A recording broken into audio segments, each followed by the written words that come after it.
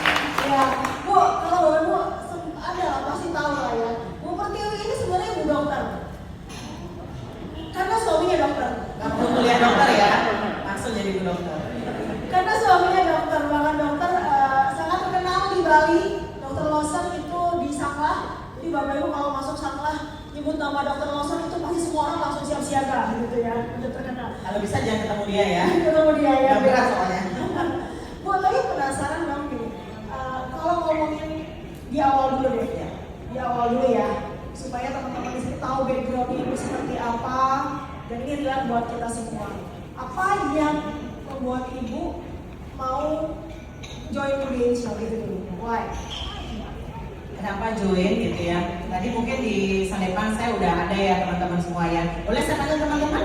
Boleh. Habis mudah-mudahan semuanya di sini ya. Mudah-mudahan. Ya. Jadi teman-teman semua kenapa saya join gitu ya? Karena sekali lagi sebenarnya saya orang yang anti banget juga dengan namanya asuransi ya. Dengan kata asu aja mungkin udah kayak gimana gitu ya. Jadi bagi saya tuh agen asuransi itu udah pengganggu banget gitu ya. Ya, jadi benar-benar kesel gitu ya sama agen asuransi. Dan saya tuh pernah 5 kali ngusir agen asuransi. Ya, jadi dia datang bawa kue kan biasa gitu ya, bawa kue, bawa segala sesuatu lah buat kita gitu ya. Anak saya lahiran yang pertama, saya dibawain hadiah gitu ya. Hadiahnya saya ambil. Orangnya suruh pulang aja gitu ya. Apalagi saya suami dokter ya teman-teman ya. Jadi berpikir kayaknya udah hidup itu udah damai lah kan gitu ya.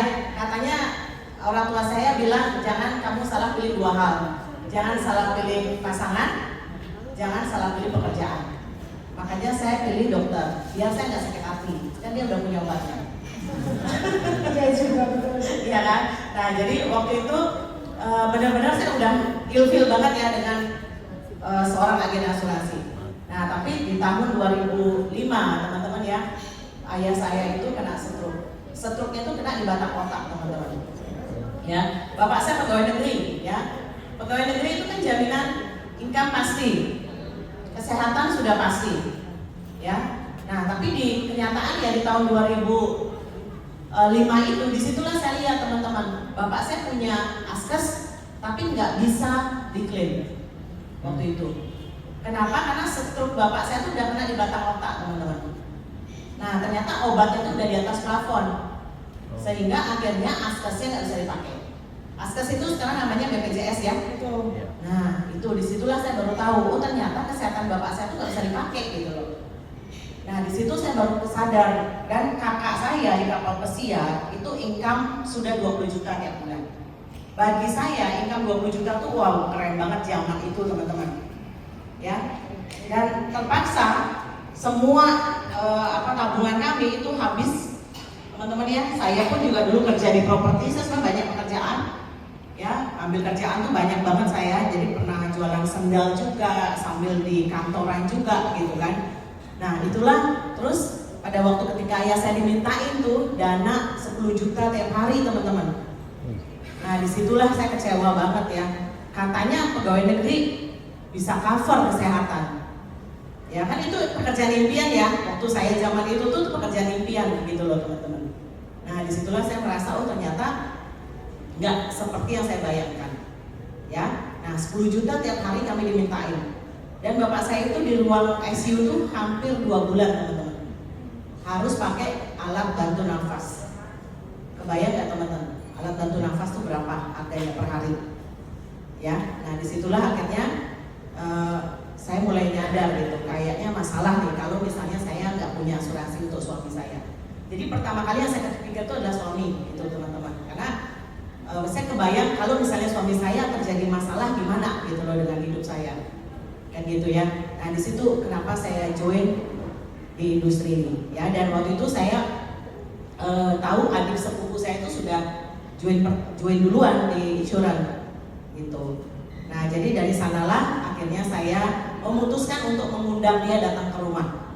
Jadi saya nggak dikejar-kejar agen asuransi ya, saya yang ngejar ya. Menyerahkan diri, Karena saya nggak suka ya sama agen asuransi.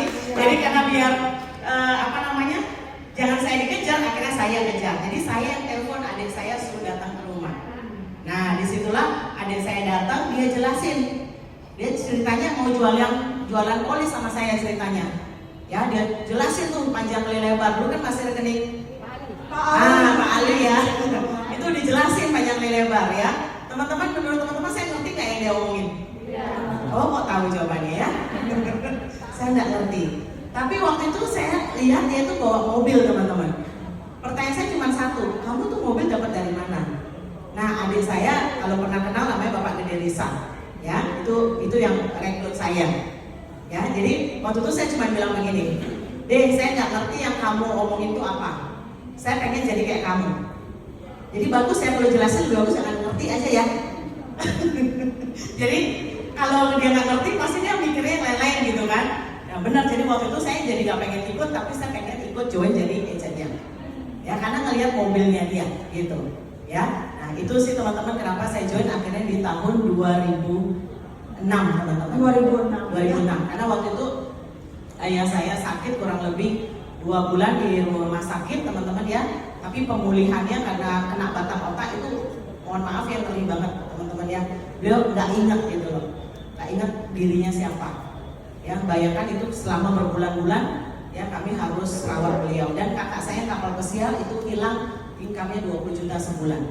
Jadi ayah saya sakit tapi tulang punggung bermasalah banget. Dan akhirnya bapak saya pun juga beliau pegawai negeri terpaksa dipensiunkan dini teman-teman. Jadi bapak saya harusnya belum pensiun tapi dipensiunkan.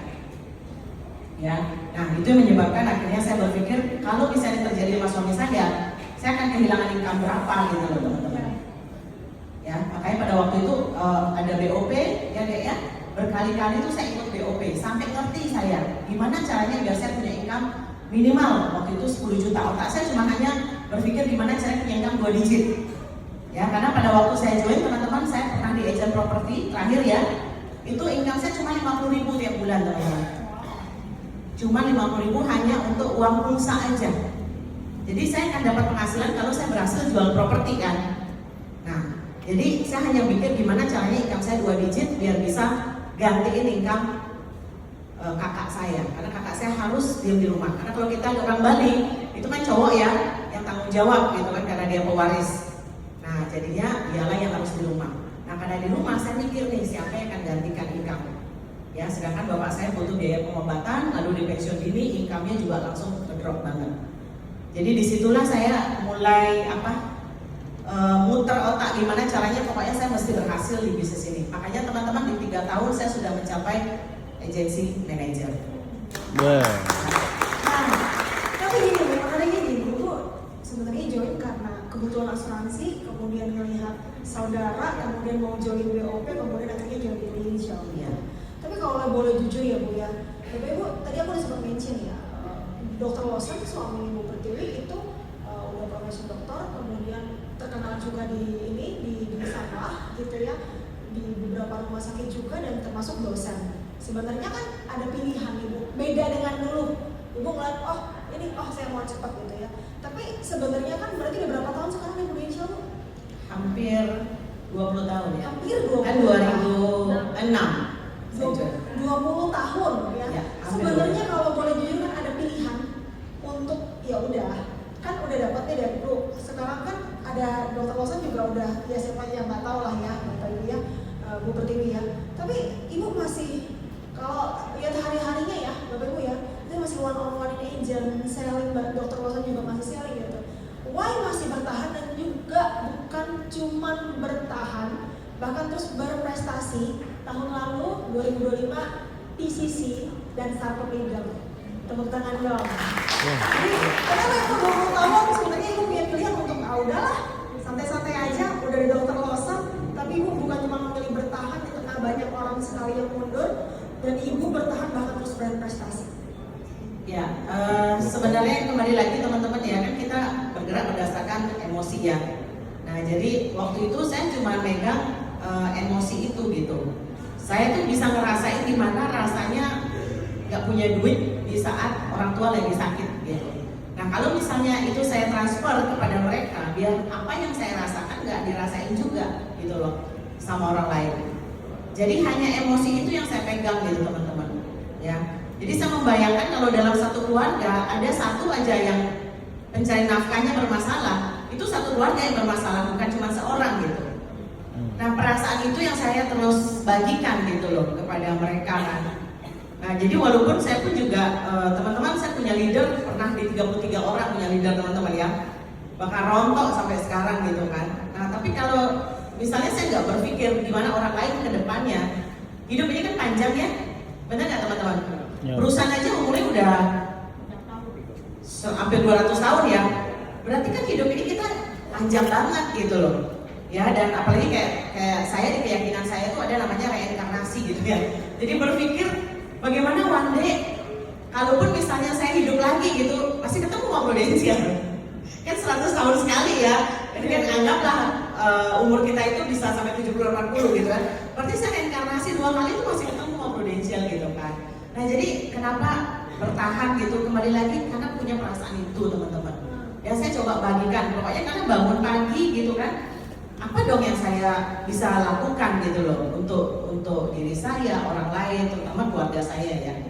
Nah, itu sih yang menjadi pegangan gitu loh bagi saya, emosinya itu gitu.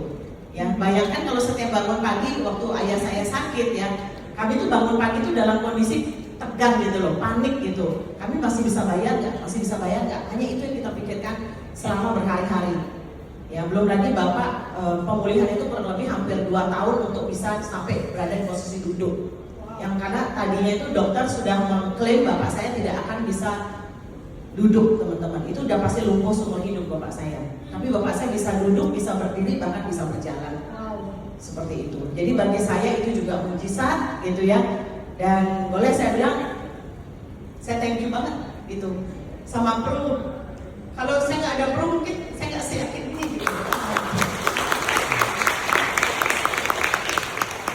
Jadi motivasi terbesar saya ayah saya. Saya mau dia lihat anaknya sukses gitu, teman-teman. Jadi walaupun suami saya dokter, saya pengen tunjukin ke bapak saya bahwa dia apa ilmu yang dia kasih ke saya itu saya pakai. Itu sih teman-teman yang ingin saya sumbangkan gitu ke bapak saya. Dan ayah saya meninggal akhirnya tahun 2021. Setiap tahun dia lihat wajah saya di koran, itu dia selalu omongin, dia ceritain gitu ke setiap orang yang dia, setiap orang yang dia temuin, dia bilang, anak saya tiap tahun keluar negeri. Wow. Itu jadi kalau setiap bangun pasti saya mikir saya mesti pasang nama saya gitu. Dulu kan di Kompas ya teman-teman ya. Ya sedikit tidak sekarang kan juga di media sosial bisa ya. Nah jadi seperti itu yang bisa saya berikan gitu. Ya, karena pada waktu ketika saya sukses saya nggak bisa ngasih apa-apa buat bapak saya nggak bisa aja dia keluar negeri kan. Jadi yang saya bisa, saya kasih nama saya untuk bisa terus tampil gitu teman-teman. Wow, luar Ya. biasa. Ada satu benang merah setiap kali ngobrol sama orang-orang yang berprestasi di Indonesia. Aku lihat satu benang merahnya sama, yaitu punya titik emosi yang menggerakkan. Ya. Dimana udah bukan uang lagi, tapi karena ada satu titik emosi yang menggerakkan. Jadi kerjaan kita tuh bukan bikin orang emosi, ya, tapi punya satu emosional yang menggerakkan kita. Mungkin emosi gitu ya. Apalagi sampai emosi gitu ya. Untuk orang tua, untuk orang anak gitu ya. Anak-anak ini juga pasti bangga banget lihat ayah ibunya berprestasi gitu ya. Boleh tepuk tangan sekali lagi dong Bapak Ibu. Untuk kasih awal tahun jangan lupa pencet titik emosi Bapak Ibu supaya itu yang menggerakkan kita sama seperti Bu Pertiwi. Bisa aja dia berhenti, orang udah punya semuanya tapi dia tetap bertahan, bukan cuma bertahan, berprogres, bertumbuh tiap tahun loh bertumbuh. Dan ya itu semuanya karena dia punya emosi untuk mengerjakan ini. Menariknya, pertanyaan yang ketiga, menariknya begini. Bu Pertiwi dengan Dr. Lawson ini karena aku juga support kantornya beliau ya. Mereka itu cukup ketat sama yang melakukan namanya evaluasi dengan planning. Mereka melakukan itu. Setahu aku, mereka cerita bukan cuma di bisnis aja tapi di keluarganya juga. Mereka melakukan evaluasi sama keluarga gitu ya. Nah pertanyaan aku, Bu Pertiwi ini kalau lihat tahun ke tahun itu selalu bertumbuh. Ada sempat waktu itu gak bertumbuh karena ada satu case yang gak issue, itu di luar kendalinya mereka. Tapi Dr. Lawson tuh benar-benar evaluasi sehingga langsung balik lagi tahun depannya bertumbuh lagi sesuai dengan goalnya. Pertanyaan aku, bagaimana sih Bu, Ibu dengan Pak Dokter melakukan planning dan evaluasi setiap tahunnya? Ya, jadi teman-teman karena belajar dari kesalahan saya dulu ya teman-teman ya.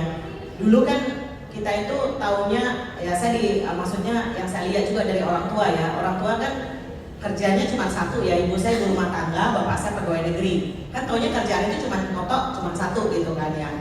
Nah, tapi kenyataannya faktanya kan pekerjaan itu nggak bisa menjamin sampai akhir hayat gitu ya.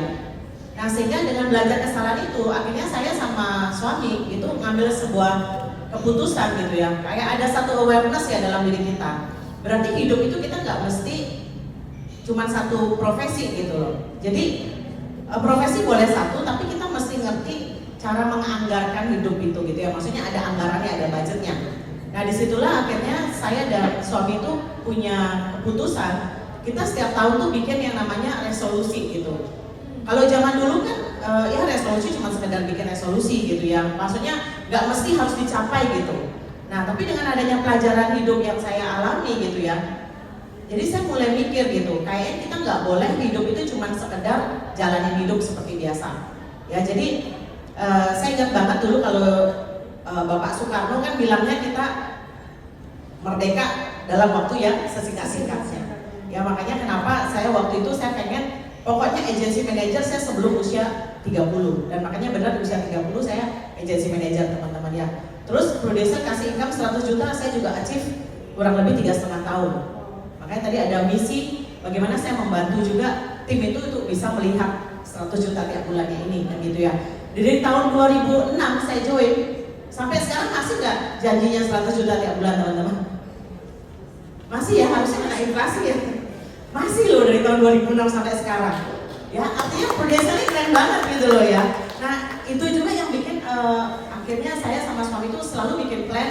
Yang kedua adalah kayak Bapak pemimpin presiden kita, Pak Soeharto, selalu bikin rencana 5 tahun. Nah, jadi 5 tahun itulah saya, leader saya kan, kakek leader saya namanya Pak Awal Mencandana, tahu ya? Ada yang di sini ada yang evolution team juga ya. Nah, itu Pak Awal Mencandana ya, Pak Jimmy juga ya. Nah, itu beliau selalu kasih input ke saya adalah selalu bikin 5 years plan. Bikinlah rencana 5 tahun. Nah, jadi rencana itulah yang kita kembangkan setiap tahunnya. Ya, bagaimana setiap tahun itu kita udah bikin dulu 5 tahun, kita mau punya income berapa, terus kita pecah lagi nih setiap tahunnya. Nah, ini yang kita pakai sebagai alat evaluasi. Sudah sampai mana? Mungkin itu juga yang menyebabkan kami bisa terus on track ya untuk berprestasi. Seperti itu. Dan saat ini puji Tuhan juga ya teman-teman, suami saya sudah 13 tahun berturut-turut MDRT COT, sehingga lifetime ya, MDRT. Ya nggak pernah bolong gitu teman-teman ya. Itu juga penyebabnya dari bikin 5 years plan. Dan ibu pakai ini juga buat rekor agent baru, itu dipakai sama Bu Pertiwi supaya orang ternyata ini bisnis jangka panjang ya Bu ya. Betul. Oke. Nah, aku izin sebentar Bu Pertiwi, aku mau tanya Bapak Ibu, kita cek dulu ya. Sama nggak seperti yang di Bali? Yang tahun 2025-nya nggak capai gol, angkat tangan? Belum capai gol? Nggak usah, turunkan tangan aja ya. Teman-teman, ada nggak yang kemarin nggak capai gol itu problemnya karena nggak konsisten? Boleh angkat tangan. Yang merasa problemnya itu nggak konsisten, boleh angkat tangan. Boleh angkat tangan. Semuanya tapi nggak angkat tangan semuanya gitu ya. Ini dia pertanyaan aku, ada yang punya masalah dengan ketidakkonsistenan nggak? Angkat tangan Bapak Ibu. Cuma 2 orang doang, yang lainnya konsisten semua. Nah, pertanyaan aku begini, masalah ketidakkonsistenan ini adalah masalah kebanyakan orang, ya. Di Bali juga begitu, sebenarnya potensi besar tapi karena nggak konsisten. Tapi kalau nggak Bu Pertiwi dengan Dr. Lawson, orang yang cukup sibuk juga, dan sebagai orang Bali itu ada tanggung jawab secara agama dan budaya. Tapi seperti tadi ya Bapak Ibu ya, nggak meeting juga selalu datang, bahkan MDRT 13 kali. Apa sih Bu, bagaimana sih Bu manage waktu Ibu sehingga Ibu menjadi seorang yang konsisten bersama Dr. Lawson? Ya, kembali lagi ke makna konsisten ya teman-teman ya. Nah, jadi yang kami maksud sebagai konsisten itu kan adalah apa yang kita pikir sama yang kita rasakan sama ya. Gitu, kembali lagi tentang emosi gitu kan. Nah, ini sebenarnya buat siapa gitu. Nah, kembali lagi kalau bisa kita melakukannya, bahwa ini memang kita konsisten untuk diri kita, untuk keluarga, ya pasti kita akan lakukan kan gitu ya. Walaupun memang nggak gampang gitu, banyak sekali tantangannya. Tapi kalau misalnya kita konsisten dengan apa yang kita pikir sama yang kita rasakan, atau emosi kita, nah itulah yang disebut konsisten gitu loh teman-teman. Ya, konsisten itu bukan berarti kita maksudnya setiap hari harus kerja, kan bukan ya teman-teman ya. Tapi konsisten itu bagaimana selaras gitu antara apa yang kita pikirkan dengan apa yang kita rasakan. Walaupun tantangannya juga nggak sedikit kan gitu ya teman-teman. Ya, itu sih yang bikin kita konsisten tuh kembali lagi apa yang kita tulis itu sudah nggak sama dengan apa yang kita rasakan gitu loh. Ya. Jangan sampai bikin goal, misalnya goalnya 2026 adalah capai AB, tapi itu di pikiran, di hati kok kayak ayam, tapi supaya ada goal aja. Iya gitu. Gitu. Jangan sampai pada waktu ketika bikin goals itu hanya biar nyenengin leaders. Tapi bikin goals itu benar-benar untuk siapanya gitu. Sebenarnya ini saya feel good nggak dengan goal ini? Karena nggak maksudnya nggak penting banget ya kita bikin goal hanya buat untuk nyenengin orang lain gitu loh teman-teman. Tapi bikin goal itu apakah udah sesuai nggak, selaras nggak dengan apa yang kita butuhkan? Yes. Setuju. Itu sih teman-teman ya, Oh, itu. masuk dari konsisten yang mungkin bisa kita terapkan gitu teman-teman. Iya. Thank you. Dan saya yakin teman-teman di sini juga udah nerapin di situ ya. Pastinya dari wajah-wajahnya pasti. Wajah-wajahnya segar semua ya. Segar semua. Wajah-wajah awal tahun ya. Wajah-wajah awal tahun masih konsisten pastinya sampai akhir tahun ya. Sampai akhir tahun. Sampai November aja lah, Bu, jangan sampai Desember ya. Oh iya. Nah, Bu, ada satu mindset yang Ibu pernah sharingan ke aku juga mungkin mau share ke teman-teman yang mendasari kenapa Ibu sampai hari ini ada di sini ya Bu ya. Silakan aku boleh tepuk tangan dong, Bapak Ibu silakan untuk ini. Tentang dulu mindset Ibu. Ya. Ada slide? Ada gini? Kan? Ya, teman-teman, saya berbagi apa yang saya pikirkan dan rasakan ya teman-teman ya. Semoga ini ada manfaatnya buat teman-teman semuanya ya. Jadi ini saya selalu pegang growth mindset ya teman-teman ya. Jadi growth mindset itu kan otak kita ini ternyata katanya bisa bertumbuh terus ya, gitu ya. Jadi saya berpikir mindset itu adalah menurut saya pribadi teman-teman tentang money. Orang bilang time is money gitu ya. Jadi bagaimana kita biar bisa punya waktu dan punya duit kan ini. Sorry ini mana ya? Sini ya. Oke. Tapi nggak kelihatan ya. Oke. Nggak bisa di. Oke, nggak apa-apa. Ya, nah jadi mindset ini yang selalu saya pegang ya teman-teman ya. Jadi punya waktu dan bisa punya uang, itu aja ya. Karena kita nggak mau kan teman-teman tidak punya waktu, apalagi tidak punya uang, pasti kita nggak mau kan gitu ya. Jadi yang saya selalu pikirkan setiap kali saya bangun pagi, gimana caranya saya punya waktu, saya punya uang. Artinya gini teman-teman, saya mau kerjanya itu jangan terlalu sampai kerja keras gitu ya, tapi hasilnya bisa banyak gitu. Nah itu ya, jadi kita punya waktu juga punya duit gitu kan. Nah sehingga di sini sebenarnya membangun akhirnya strategi gimana caranya bisa big case gitu ya. Karena kalau misalnya kita ngomong dengan small case sama aja gitu kan, ngomongnya sama, proposalnya sama, tapi hasilnya dikit gitu kan. Tapi dengan adanya mindset seperti ini, akhirnya kita membangun banget nih strategi gimana caranya biar waktunya sedikit, hasilnya besar gitu. Nah jadi dari mindset ini ya saya dengan pasangan dan tim juga itu sering banget mensosialisasikan ini itu teman-teman. Jadi dengan waktu sedikit kita bisa punya leverage ya, punya istilahnya income leverage atau time leverage, benar nggak teman-teman? Kalau misalnya kita cuma kerja sendiri, kan kerja hanya bisa 24 jam tinggal dibagi 3 ya, 8. Jadi 8 jam untuk tidur, aktivitas di keluarga dan 8 jam kerja kan gitu ya. Kita hanya punya 8 jam, tapi gimana caranya kita juga punya time leverage gitu kan. Nah time leverage-nya adalah dengan cara kita rekrut gitu.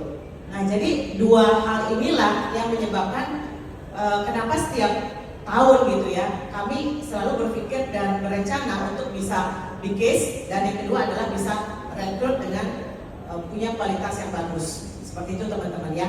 Ini mindset yang saya dan tim selalu sounding gitu ya. Nah ini juga tentang waktu teman-teman ya. Nah di waktu ini udah pasti kalau kita pengen punya income leverage atau time leverage, kita udah pasti tahu yang mana nih yang penting harus kita lakukan, yang mana kita mesti plankan, ada kita rencanakan, yang mana kita delegating ya. Saya punya anak 4 ya teman-teman ya, gimana caranya anak keempat saya itu beres semuanya kan gitu ya teman-teman. Gak mungkin juga saya sebagai ibu rumah tangga tapi ninggalin keluarga hanya gara-gara kerja, itu juga saya nggak mau. Nah ini juga harus saya delegasikan, yang mana pekerjaan-pekerjaan yang bisa saya delegasikan di listing. Nah terus yang keempat udah pasti aktivitas-aktivitas yang sebenarnya bisa kita delete. Nah kebanyakan ya dari tim saya juga gitu ya, dan kita sering lihat gitu bahwa kebanyakan kerjaan yang nggak perlu dilakukan itu yang lebih banyak dilakukan, sehingga akhirnya waktunya habis deh 8 jam gitu kan, yang harusnya itu benar-benar bisa produktif akhirnya habis karena kebanyakan pekerjaan yang seharusnya bisa kita delete gitu ya. Nah ini juga yang saya sosialisasikan ke tim ya teman-teman. Nah ini saya paling suka teman-teman, kalau saya bikin plan atau bikin goals itu ya dalam setiap tahun, itu saya selalu pakai 8 area kehidupan ini teman-teman. Ada spiritual, kesehatan, keluarga, karir, keuangan, pengembangan diri, sosial dan hiburan serta materi. Ini saya pakai juga buat bikin goal setiap tahun, setiap awal tahun. Cuman yang saya tekankan adalah keuangannya jangan dari sumber lain. Kayak misalnya saya suami dokter ya, misalnya saya pengen buat hiburan, pakai uangnya suami gitu. Nah itu kan berarti saya nggak fair. Nah keuangannya mesti kudu harus datangnya dari pruden, kayak gitu. Jadi ini pastikan keuangannya ini jangan dari sumber lain, wajib harus dari pruden. Biar fokus kita aktivitasnya adalah aktivitas di pruden, kayak gitu. Kalau misalnya kita bikin ini goal-goal begini, contohnya misalnya dari jualan nasi misalnya, ya atau dari bisnis lain, itu kan nggak fair ya. Nah jadi fokuskan, pastikan di keuangan itu adalah keuangan yang datangnya dari prudensial. Nah itu yang kami tetapkan. Nah nanti keuangan yang lain yang misalnya datang dari income suami, dari dokter, nah itu kita pakai alokasikan yang lain, seperti itu ya. Oke, nah ini saya paling suka nih teman-teman, be kali do sama dengan have ya. Ini rumus yang pernah dikasih sama guru saya ya. Dia bilang kalau kamu punya B-nya 1, ini faktor pengali aja, do-nya 1, maka have-nya juga 1 kan. Terus kalau kita pengen have-nya 100, kalau B-nya kita 1, do-nya berapa teman-teman? 100, baru bisa dapat have 100. Tapi kalau B kita 10, biar dapat hasil 100, do-nya cuma berapa? 10 itu tadi, itu leverage-nya. Bagaimana kalau B kita 100 teman-teman? Do-nya berapa? Cuma 1, bisa ngasilin 100 ya. Nangkep nggak teman-teman B itu apa? B itu adalah punya kita impian. Terus pada waktu ketika kita nulis impian kita, impian beda sama goal ya teman-teman ya. Kalau impian boleh seliar-liarnya katanya. Kalau goal udah bisa diukur. Ya. Jadi kalau teman-teman bikin dream boleh seluas-luasnya, tapi kalau goal bisa diukur dan maksimal 12 bulan. Ya, jadi impian boleh ditulis. Misalnya teman-teman pengen apa gitu yang kayaknya nggak mungkin, itu namanya impian. Tapi kalau misalnya sarklap di sisi, itu namanya goal. Karena itu kan bisa diukur dalam waktu 12 bulan. Nah, lalu pada waktu nulis impian, punya nggak kita rasa yakin bahwa impian itu pasti terwujud? Ya. Terus kita barengin nggak dengan syukur, kan gitu ya. Ini standar banget lah teman-teman ya. Standar tapi ini nggak gampang. Ya, saking simpelnya ini nggak gampang, gitu ya. Nulis goal tapi kita bersyukur dan yakin bahwa goal ini pasti tercapai. Kan nggak gampang ini teman-teman ya. Walaupun kelihatan sederhana banget. Pasrah artinya apa? Kita yakin bahwa Tuhan pasti kasih doa kita, gitu ya. Tuhan pasti kasih yang terbaik lah, kan gitu ya. Nah, ini namanya B teman-teman. Ya, B inilah yang saya selalu pegang ya. Jadi saya punya guru yang mengatakan kamu kalau misalnya mau have kamu cepat tercapai, kamu B-nya kamu besarin sehingga do-nya kamu cukup sedikit aja, tapi kamu bisa dapat hasil yang besar. Nah, seperti itu teman-teman ya. Nah, do di sini juga ada yang namanya do menghasilkan B, ada juga do yang bisa menghasilkan have. Nah, di sini yang saya tulis adalah do yang bisa menghasilkan have ya teman-teman. Kalau kita sebagai produser pastinya pasti punya planning sampai kita ke closing dan servicing. Kalau leader udah pasti rohnya adalah kita rekrut, kan gitu ya. Inilah do yang harus kita lakukan kalau kita pengen punya di 8 area kehidupan ini. Seperti itu. Nah ini saya juga suka ya teman-teman cash flow kuadran ya. Saya selalu ingatkan diri saya, sekarang saya ini berada di posisi mana. Nah kebanyakan teman-teman, saya sendiri mengalami ya pada waktu ketika saya di Prudential, saya masih baru-baru di Prudential, saya masih berpikir itu di daerah kiri teman-teman, self employee ya. Jadi leader pun masih berpikir self employee. Oh saya pengen jadi leader bukan karena saya pengen rekrut, saya pengen jadi leader biar dapat tambahan income. Berarti masih di sebelah kiri. Kalau misalnya kita leader pengen rekrut, berarti kita sudah masuk di sebelah kanan, gitu ya. Nah ini yang saya juga terus ingetin gitu ke dalam diri saya, bahwa kalau saya sebelah kanan berarti saya sudah harus merekrut ya teman-teman ya, mengembangkan tim dia punya time leverage, ya, atau ada satu lagi yang disebut namanya place leverage, ya, dimana kayak misalnya tuh franchise KFC, McDonald's, seperti itu kan bosnya, ownernya nggak kelihatan ya teman-teman ya, tapi income-nya masih dapat, itu namanya place leverage, ya. Nah jadi saya berpikir gimana caranya kalau misalnya saya terus di dalam zona di sebelah kiri, saya nggak pernah bisa pindah kuadran nih gitu ya. Nah sehingga di sebelah kanan inilah yang menjadi arah gitu ya. Nah di sini kita bisa tentukan arah kita mau kemana. Kalau kita selalu berada di sebelah kiri, ya kita sebenarnya masih self employee gitu teman-teman.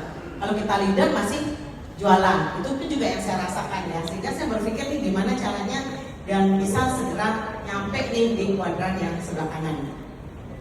Gitu teman-teman. Ya ini juga kalimat yang paling saya suka gitu. Jika kamu belum menemukan cara untuk bikin duit saat kamu tidur, maka kamu akan bekerja keras sampai meninggal. Nah saya nggak mau teman-teman ya, karena saya belajar juga dari ayah saya gitu ya. Akhirnya kita masih berkutat dengan keuangan ya. Udah sakit juga masih berkutat dengan keuangan. Tutup usia pun juga masih berkutat dengan keuangan. Nah itu saya nggak mau teman-teman ya. Sehingga kalimat ini jadi kayak semacam trigger gitu ya bagi saya. Kalau kamu belum temukan cara membuat duit saat kamu tidur, maka kamu udah harus siap-siap kerja sampai mati. Ini kalimat yang saya selalu tanemin gitu ya. Saya hayati kalimat ini teman-teman ya. Sehingga setiap hari saya selalu berpikir gitu dan berusaha terus ya gimana caranya saya bisa ngembangin tim dengan lebih cepat gitu teman-teman. Nah ini juga teman-teman dalam saluran keuangan kita ya, kalau misalnya kita dapat income lalu kita buat pakai bayar biaya-biaya gitu ya, pakai bayar biaya, pakai bayar hutang gitu ya, hanya kesini larinya kita, berarti kita masih berada di tengah mediocre atau kelas menengah gitu ya. Tapi kalau kita pengen jadi orang yang kaya raya, kan kita maunya sehat, kaya raya, bahagia teman-teman ya, cita-cita kita ya, maka kita udah berpikir income kita itu datangnya untuk membayar kewajiban dan menambah aset kita ya. Nah disinilah beda banget ya teman-teman aliran uang kita ya. Nah kalau misalnya kita pengen di kuadran kanan ya, kayak tadi tuh daerah kanan, berarti kita udah pasti income kita itu untuk mendatangkan aset, membayar pajak gitu teman-teman ya. Maka muternya udah kelihatan nih, asetnya bertambah gitu ya. Nah kalau di Prudential, kita relate-kan di Prudential, income kita udah kita kembangkan nggak untuk mengembangkan tim kita ya. Di sini buat saya pribadi aset di sini adalah tim ya. Apakah tim saya sudah bertumbuh dan berkembang gitu ya. Nah di sini saya pakai sebagai tim ya, sebagai time leverage dan place leverage dan income leverage saya dari sini datangnya teman-teman ya. Karena kita mau pindah segera ke kuadran kanan. Nah ini seperti yang sudah sering banget pasti teman-teman ya. Oke, nah ini teman-teman yang selalu saya kalau pakai untuk dalam selling ya. Pada waktu selling kita singkat dengan namanya 3F teman-teman. Ya, jadi kita cari tahu dulu ya, karena kan ada level-level ya teman-teman ya. Ada level kita menjual hanya berdasarkan produk kan gitu ya. Atau kita menjual berdasarkan kenalan teman baik gitu kan. Dan ada juga orang menjual berdasarkan kebutuhan kan gitu ya. Nah paling tidak kita mulai dulu dari ini dulu teman-teman, dari hubungan dulu ya. Bagaimana kita menjual dari hubungan baik dulu kan gitu ya. Itu kita sebut namanya family. Nah saya punya singkatan namanya 3F teman-teman ya. Ada family, kita tanya dulu keluarganya dia seperti apa. Yang kedua sudah mulai masuk kepada konsep kebutuhan teman-teman ya. Jadi kita menjual berdasarkan dia butuhnya apa. Apakah dia butuh dana darurat, apakah dia butuhnya dana pensiun, seperti itu ya. Nah saya udah masuk ke hitung-hitungan kebutuhan dia apa ya. Nah kalau misalnya udah lebih advance lagi teman-teman, kita udah bicara tentang financial planning, udah bicara tentang kebutuhan masa depan. Nah ini agak advance teman-teman ilmunya gitu ya. Nah saya juga mengambil gelar QWP, AWP teman-teman ya. Nah jadi saya singkat dalam bentuk 3M. Nah kalau misalnya kita menjual hanya berdasarkan kedekatan, berarti masih baru di level 1. Kalau kita jual berdasarkan kebutuhan, berarti sudah di level 2. Apalagi kalau sudah sampai ke financial planning, sudah bisa merencanakan sampai akhir hayatnya dia punya anggaran berapa, itu sudah masuk kepada future. Nah, jadi kita juga tahu skill agent kita udah menjual itu berdasarkan level mana, gitu teman-teman. Ya, nah setelah ketiga-tiganya ini, 3F ini kita kasih meaning, ya kasih meaning. Apa maknanya bagi dia keluarga itu apa? Atau misalnya dia kebutuhan itu dia apa yang dia pikirkan dan rasakan. Jadi sebenarnya kita menjual juga seperti kita kayak punya goals. Ya dia punya goals nggak juga. Jadi sama ya teman-teman ya. Saat kita ngobrol sama diri kita sendiri juga sama ngobrolnya pada sama klien kita. Ya, nah apa makna yang dia kerjakan? Nah di sini lebih banyak bertanya. Jadi ini saya pakai sebagai paket selling gitu ya. Biar saya juga gampang pada saat ngobrol sama tim gitu kan. Nah ini cara untuk mereka bisa tahu maknanya itu apa gitu ya. Nah di sini bahan yang dipakai ngobrol sebenarnya biar kebutuhannya itu jadi tergali gitu teman-teman. Nah setelah kita kasih 3F sama meaningnya apa? Nah di sini bisnisnya kita ini kan bisnis jika teman-teman ya. Ya jika kalau semuanya sesuai rencana. Kalau nggak sesuai rencana gimana? Kayak kasus orang tua saya. Nah saya selalu gunakan cerita saya ini untuk saya bagikan. Saya 20 tahun saya selalu gunakan ayah saya. Ya. Sampai di sini pun saya berbagi juga saya pakai masih ayah saya. Jadi memang ini aja yang saya pakai teman-teman. Jika ya, kita kan menjual problem benar nggak teman-teman? Bagaimana orang mau dengerin kita? Bagaimana orang mau cari tahu solusi yang kita bawa kalau mereka merasa nggak punya masalah? Benar teman-teman ya?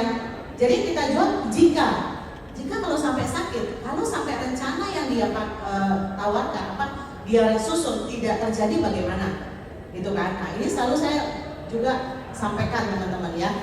Nah saya selalu menggunakan kata SKJG. SKJG ini kan gampang diingat. Kalau tadi kan 3F ya, sekarang SKJG. Stroke kanker, jantung ginjal. Nah ini kalau sampai terjadi ini bagaimana? Ya. Masalah atau masalah banget kira-kira semua have yang dia sudah tadi susun. Misalnya dia susun untuk family-nya, dia susun untuk kebutuhannya, apalagi dia pengen punya future. Ya teman-teman ya. Nah, itu gimana? Gitu kan kalau misalnya sampai SKJG ini terjadi. Gitu teman-teman. Nah, ini biaya-biaya yang saya juga sering bawa bukti klaim, teman-teman ya. Ini kemarin juga 7 Mei 2025 ya, kami juga memproses klaim meninggal ya. Terus ini juga salah satunya, ini baru banget ini tanggal 13 Januari nih teman-teman. Ya, tanggal 13 Januari kemarin juga saya sudah menyerahkan satu klaim meninggal juga. Saya suka banget ya teman-teman memvideokan seperti ini, saya udah minta izin gitu ya. Karena kalau misalnya saya lagi down atau saya lagi merasa bosan gitu teman-teman, saya pasti nonton yang ini. Ya, saya kayak kemarin saya ada juga video tapi saya nggak tampilkan di sini tuh dapat 3 miliar ya teman-teman ya karena sakit kanker ya. Ada juga kanker prostat dapat 1,9 miliar. Itu saya videokan teman-teman ya. Saya tonton itu. Saya ingetin lagi diri saya. Tugas saya ini sebenarnya di sini ngapain? Gitu teman-teman. Ya. Nah, ini beberapa PPH ya. Ini hospital surgical. Ini juga kemarin ya, 21 Januari 2025 kami juga membayarkan klaim 1 miliar. Ya, ini semua yang ada di tim saya aja teman-teman ya. Oke, terus ini juga beberapa pro payer. Ini kalau saya total sampai 5 miliar ya teman-teman. Ya, ini 3 miliar ya. Kemarin juga baru nih teman-teman 3 Juni 2025. Prudential bayarkan sampai 3 miliar. Nah, ini teman-teman ya. Nah, terus setelah kita ngobrol sama dia nih 3F gitu ya, kasih meaningnya apa, baru kita paket yang nomor 3 adalah kita kasih range-nya. Nah, range itu apa? Yang pertama kita review, dia kira-kira punya proteksi apa, ya? Kan kalau di industri keuangan cuma ada 3, udah ya teman-teman ya. Ada tabungan, ada investasi, ada proteksi. Kita nggak bicara tentang tabungan dan investasi, ya. Kita ngomong tentang yang protection. Nah, di sini kita tanya, kita review, punya proteksi apa? Nah, lalu kita edukasi ya. Kalau misalnya punya proteksi, terlalu kecil misalnya, siap nggak kalau misalnya saat terjadi sakit, kecelakaan, cacat, meninggal, atau dalam kondisi tua? Ya, nah ini saya gunakan yang namanya satu konsep keranjang batu teman-teman. Sering dengar ya keranjang batu ya teman-teman ya. Nah saya selalu gunakan keranjang batu untuk menghitung berapa kebutuhan proteksinya mereka, gitu teman-teman. Ya. Nah di sini kan orang kan pasti akan mau terima solusi kalau dia merasa punya masalah. Nah saya munculkan di sini dengan keranjang batu, gitu, biar dia tahu berapa kurangnya, gitu teman-teman ya. Nah baru ada solusi. Ini paket yang ketiga, yaitu REMS. Jadi review, edukasi, munculkan masalahnya, baru bisa kita kasih solusinya. Ini untuk paket selling teman-teman. Ya. Jadi kalau yang pertama tadi apa? 3F ya. Family, Finance, Future. Lalu kita, ini kan, jika. Ini ingat ya kita menjual jika SKCMT gimana? Sakit, SKJD dulu ya. Stroke, kanker, jantung, ginjal yang bisa menyebabkan orang kecelakaan, sakit, kecelakaan, cacat, meninggal dan tua. Ya, di sini kita pakai yang ketiga adalah kita review. Polisnya, proteksinya baru berapa? Itu teman-teman. Ya, edukasi, REMS ya singkatannya, edukasi, masalah, munculkan, baru ada solusi. Nah, di sini perlu kita ulang apa yang dia sampaikan, diulang, dicatat. Diulang, dicatat gitu ya teman-teman ya. Nah jadi saya juga sampai saya susun begini teman-teman skripnya. Skrip keranjang batu tuh sampai saya susun. Biar kalau misalnya tim baru gitu ya, dia udah pakai skrip ini. Gitu ya. Jadi teman-teman nanti kalau misalnya punya sudah kebiasaan pakai konsep apa gitu ya. Misalnya konsep tadi tabungan, investasi, proteksi juga boleh. Kalau saya memang paling cocok yang ini, keranjang batu, karena saya langsung bisa hitung kekurangan proteksi dia berapa. Itu teman-teman ya.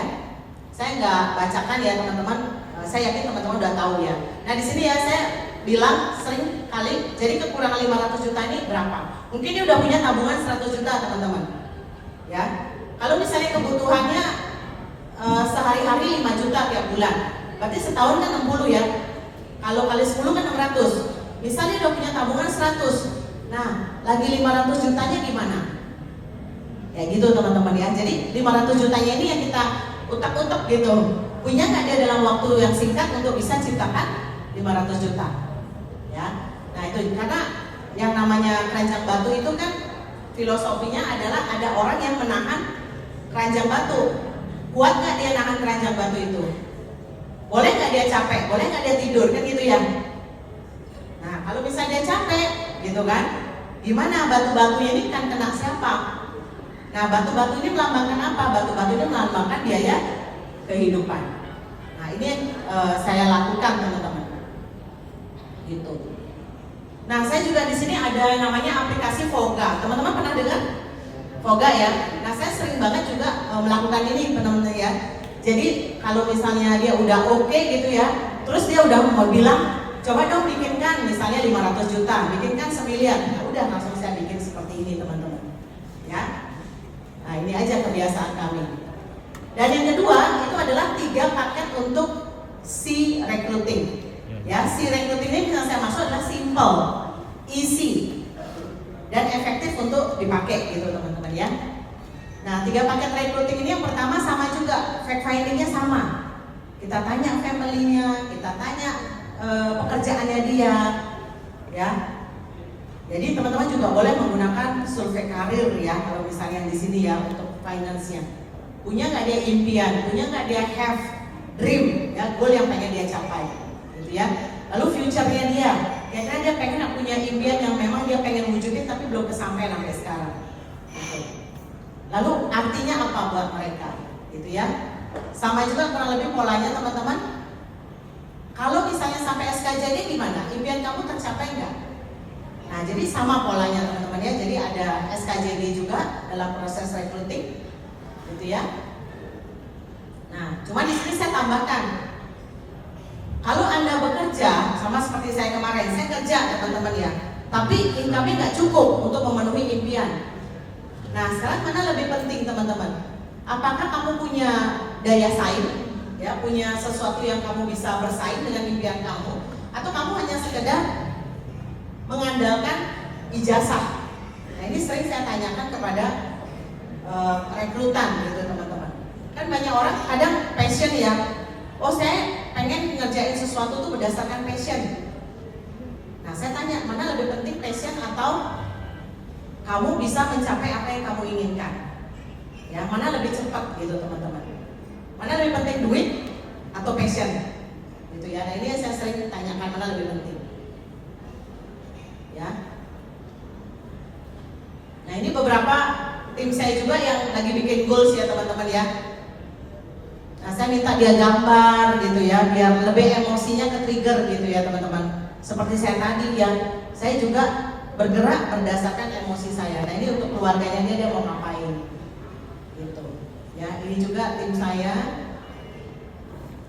ya. Nah, ini yang mau promosi AB teman-teman. Nah ini yang tadi saya bilang, jadi income-nya teman-teman, gimana income-nya dia yang tahun 2025 itu saya minta jangan dari tempat lain. Kalau bisa, bukan kalau bisa ya, saya wajibkan harus datangnya dari Prudent. Kayak gitu teman-teman. Ya, ini satu di tim kami juga ya teman-teman. Nah, income setahunnya sekian. Saya bilang minimal kamu bisa double, karena otak kita nggak bisa lebih dari 4 kali lipat. Ya, teman-teman udah punya semua kan? Buka di Proofforce sudah ya? Gimana? Seneng lihat angkanya? Halo? Seneng ya? Sudah lihat angkanya? Kamu tuh boleh didobelkan, ya? Kan lihat duit kan suka ya? Ada yang alergi sama duit? Nggak ada ya? Jadi coba dibuka, lihat PTKP-nya setahun ya? Ya? Coba lihat setahunnya Anda bayar pajak berapa? Nah ini didobelin maksimal 4 kali lipat. Untuk bisa kita bikin goals di tahun 2026 ya. Saya yakin teman-teman pasti lebih gede daripada ini ya. Ini kan cuma contoh aja. Oke. Nah ini sama juga range-nya teman-teman ya. Terus review, punya profesi apa dia sekarang gitu kan. Lalu edukasi, apa yang menjadi poin penting pada waktu misalnya dia merasa oh saya jadi ibu rumah tangga ini penting misalnya. Oke. Terus kalau jadi ibu rumah tangga penting, kira-kira impian kamu bisa nggak kamu wujudin? Ya, dengan waktu kamu yang terbatas ini bisa nggak kamu wujudin semua mimpi kamu misalnya seperti itu ya? Nah jadi itu yang kita bisa edukasi. Sebagai pegawai, sebagai pebisnis juga sama teman-teman ya. Profesional dan investor sama aja. Kita tanya, punya nggak dia impian? Ya. Lalu masalahnya munculkan teman-teman apa yang terjadi kalau misalnya sampai sakit, kecelakaan, cacat, meninggal dan tua gitu ya. Nah baru kita kasih solusinya ya. Jadi jangan langsung ujuk-ujuk solusi ya, tapi kita berikan bahwa semua masalah kamu ini ada solusinya. Yang pertama, kamu bisa jadi agent MBRT atau agent yang berprestasi gitu ya. Atau kamu pengen punya income leverage, bisa jadi leaders. Nah seperti itu teman-teman yang saya lakukan ya. Nah ini saya suka banget teman-teman, saya juga belajar dari Tan Kan Hor ya, bagaimana membuat daftar nama, daftar prospek ya. Nah ini sebenarnya sumbernya kita dari klien-klien yang sudah kita miliki teman-teman ya. Di sini kita bisa melakukan closing dan juga bisa melakukan pelayanan. Jadi sebenarnya sebidang tanah yang dimaksud itu adalah aset kita atau klien-klien yang sudah kita punya ya. Nah ini teman-teman ya, agen, agensi atau grup sebesar ini teman-teman ya. Jadi kalau kita punya nih nasabah 300 teman-teman ya, anggap kita seorang agen nih punya nasabah 300. Ternyata dari 300 itu kalau kita terus coba ditanyakan ranks itu, kemungkinan ya survei membuktikan teman-teman akan dapat 60 calon rekrutan yang bagus. Dari 60 ini Anda akan punya 6 agency builder ya. Jadi punya AB ya. Kan 6 ke samping, 6 ke dalam. Kan itu ya tujuan kita ya, sama ya di sini ya, untuk menjadi master builder teman-teman. Nah, ini juga cita-cita saya teman-teman ya. Saya juga pengen gitu ya untuk bisa berada di posisi punya AB on AB teman-teman ya. Nah, jadi aset terbesar kita teman-teman pertama adalah waktu. Kita punya waktu yang sangat singkat gitu ya. Jadi nggak bisa kalau kita terus kerja. Kedua, nasabah kita ini aset yang penting karena dia udah trust sama kita Ya, kalau kita cari orang baru belum tentu langsung percaya sama insurance kan.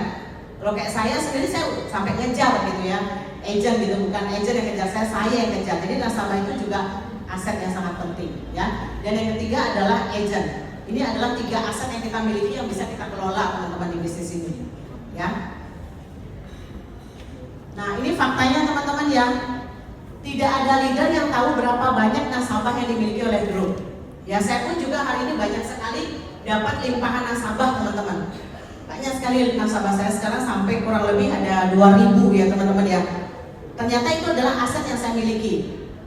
80% agen tidak punya kebiasaan untuk menindaklanjuti terhadap basis nasabahnya setiap tahun. Ini faktanya teman-teman ya. 90% leader baru menikah tapi hidup terpisah dengan nasabahnya. Hanya sekali saja menghubungi nasabah. Nah ini juga faktanya. 99 leader senior menceraikan nasabah.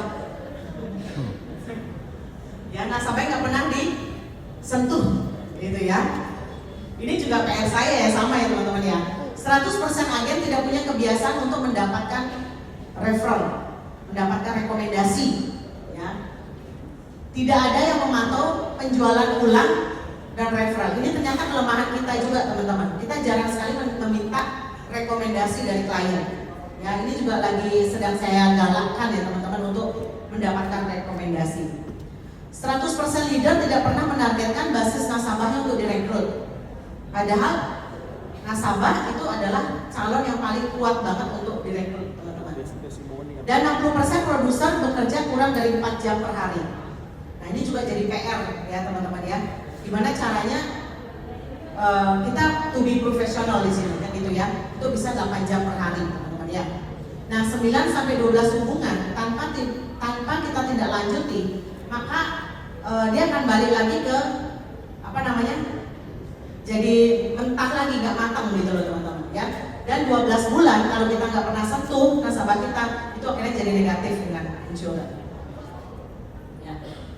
Jadi klien itu adalah tambang emas kita yang tidak terbatas teman-teman. Dan agen inilah yang siap mengkonversinya menjadi nilai tunai buat kita semua pastinya kan gitu ya. Dengan cara apa? Ya kembali diulang teman-teman, diulang dilakukan. Terakhir teman-teman, ini mindset lagi. Ini bukan tentang target, tapi ini tentang growth ya, growth mindset. Karena saya pakai tema growth mindset, bertumbuh untuk menjadi orang yang bisa menyelesaikan target tersebut. Ya, saya pun juga seperti dikasih tugas gitu sama Prudential. Kamu mesti punya 6AB, 6 kedalaman. Jadi bagi saya itulah tugas atau target yang Prudential kasih nih buat saya, gitu ya. Kalau tidak begitu berarti saya belum mencapai nih ya journey saya di bisnis ini, gitu ya. Dan terakhir, saya kenal juga satu orang yang saya anggap sukses ya. Jika itu sesuatu yang penting, maka akan selalu ada jalan. Tapi jika itu bukan sesuatu yang penting, maka akan selalu ada alasan. Teman-teman, hari ini ulang tahun suami saya yang ke-55. Tapi saya lebih penting Anda loh. Saya pengen berbagi di sini ya. Gitu. Buat saya ini penting banget gitu ya. Makanya suami saya bilang gimana harus karena saya sudah diminta sama kayak Pak Ani dan Pak Ahok, dan saya pengen banget ketemu teman-teman di Makassar sini. Sekali lagi thank you banget, mohon maaf ya jika ada salah kata. Semoga ada hal yang bisa dipetik dan dipakai ya. Thank you. Oke, pos dulu dong untuk Ibu Pertiwi. Saya mau undang Pak Ahok dong untuk penyerahan